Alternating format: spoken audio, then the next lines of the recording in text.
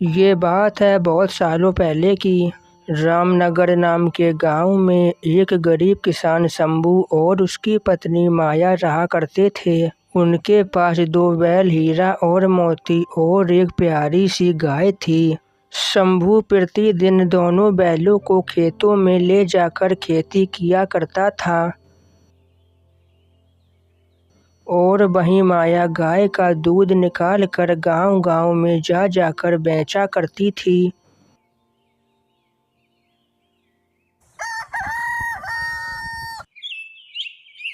ऐसे ही एक दिन सुबह होने पर शंभू अपनी पत्नी माया से कहता है, माया माया कहा, पर हो यहाँ आओ।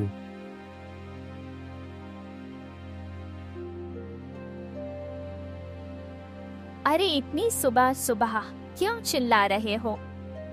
माया वो मैं अपने बैलों को लेकर खेतों में जा रहा हूँ और मुझे आज खेतों से घर आने में देरी होगी। अरे शंभू जी, वैसे भी आप रोज कौन सा खेतों से जल्दी घर आते हो? रोज ही तो आपको देरी हो जाती है। अरे नहीं माया, वो आज खेतों की जुताई के बाद अपने खेतों में बीज भी तो डालना है। अच्छा ठीक है, जैसी आपकी इच्छा। फिर शंभू अपने दोनों बैलों को लेकर खेतों में चला जाता है। चलो जल्दी जल्दी खेतों की जुताई कर लेता हूँ, उसके बाद बीज भी तो डालने हैं। ऐसा सोचकर शंभू अपने दोनों बैलों की सहायता से खेतों में जुताई करना शुरू कर देता है।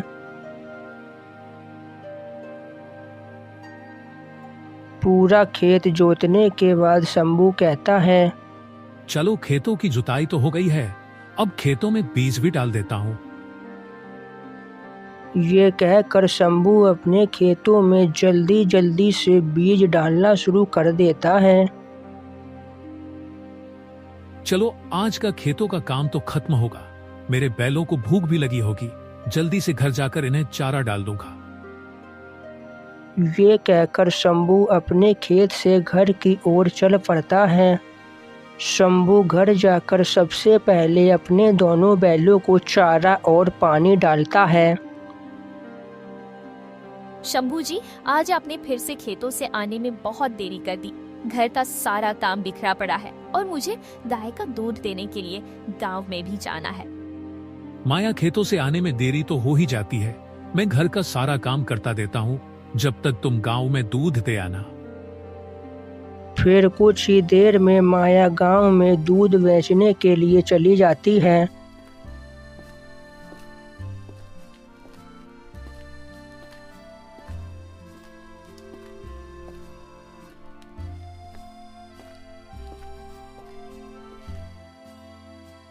अरे काकी जी, कैसी हो? मैं ठीक हूँ बेटी, लेकिन तुम्हें आज आने में इतनी देरी कैसे हो गई? अरे काकी जी, आज खेतों में कुछ जरूरी काम था, इसलिए आने में थोड़ी देरी हो गई। अच्छा ठीक है बेटी, कोई बात नहीं। माया काकी जी को दूध देकर आगे बढ़ जाती है और सीधे गांव के हलवाई जी की दुकान पर जाती है। क्या हुआ माया, कैसी हो? आज आने में इतनी देरी कैसे हो गई? मैं ठीक हूँ भैया, वो खेतों में कुछ काम था, इसी कारण से थोड़ा समय लग गया। ठीक है माया, कोई बात नहीं, मैं तो बस ऐसे ही पूछ रहा था। इतना कहकर माया हलवाई को दूध देकर अपने घर के लिए निकल पड़ती है।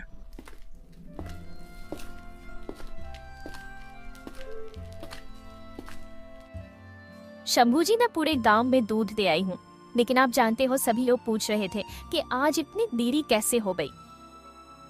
माया, खेतों में काम करने में देरी तो हो ही जाती है, इसमें बुरा मानने वाली क्या बात है। अच्छा ठीक है, अब से मैं समय का और ध्यान रखूंगा। कुछ महीनों बाद फसल कटाई का समय आ जाता है। सभी गांव वाले अपनी अपनी फसल की कटाई करने की तैयारियां करने लगते हैं। शंभू और माया भी अपने खेत को देखने के लिए चल पड़ते हैं।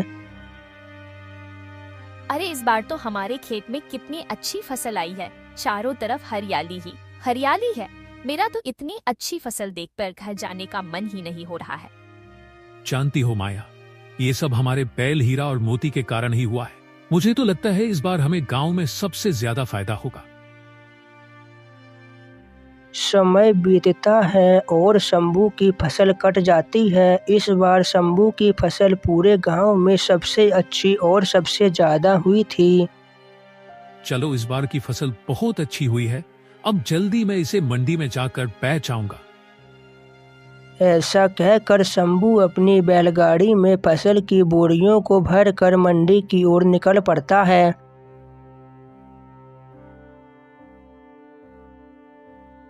मंडी जाकर शंभू अपनी फसल को घनश्याम सेठ जी को बेच देता है और फसल के बदले शंभू को काफी अच्छे दाम मिल जाते हैं।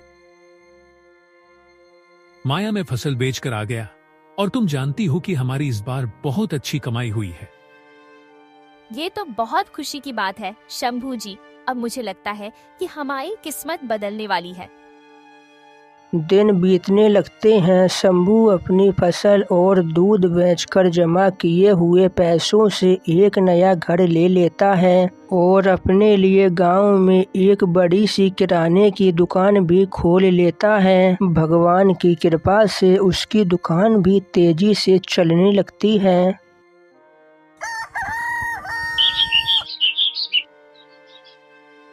माया, मैं अपनी दुकान के लिए निकल रहा हूँ। ठीक है शंभू जी, लेकिन शाम को घर आते समय अपने बैलों के लिए चारा लाना मत भूलना। ठीक है, मैं अपने बैलों के लिए चारा लाना नहीं भूलूंगा। ऐसा कहकर शंभू अपनी दुकान के लिए निकल पड़ता है।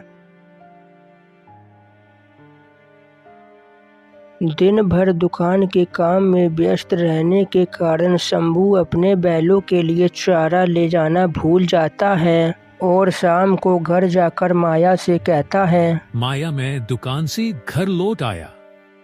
शंभू जी, मैंने आपसे अपने बैलों के लिए चारा लाने के लिए कहा था, क्या आप लेकर आए हो? माया, वो मैं अपने दुकान में इतना व्यस्त हो गया था कि खेतों में जाकर चारा लाने का ध्यान ही नहीं रहा। लेकिन तुम चिंता मत करो, मैं कल जरूर ले आऊंगा। ऐसे ही कुछ साल बीत जाते हैं। अब शंभू की दुकान पूरे गांव में प्रसिद्ध हो चुकी थी, जिससे वो दिन प्रतिदिन धनी होता जा रहा था। लेकिन वहीं दूसरी ओर इतना पैसा होने के कारण माया को घमंड आ जाता है। अब उसे अपने गाय और बैलों को 2 वक्त का चारा डालने में भी परेशानियां होने लगी थीं। अरे, इन तीनों की सेवा करते करते तो मैं परेशान हो चुकी हूँ। वैसे भी इन तीनों का तो कोई भी काम नहीं रहा है। शंभू जी की दुकान तो इतनी अच्छी चलने लगी है कि वो अब कभी भी खेतों में काम नहीं करेंगे और ना ही मैं गाय का दूध बेचने के लिए जाऊंगी। तो क्यों ना मैं इन तीनों को जंगल में छोड़ दूं। वैसे भी इनके खाने पीने में बेफालतू का खर्च होता है, वो खर्च भी बच जाएगा और ये हमारे किसी भी काम की भी नहीं रहे हैं। इनको जंगल में छोड़ना ही ठीक रहेगा।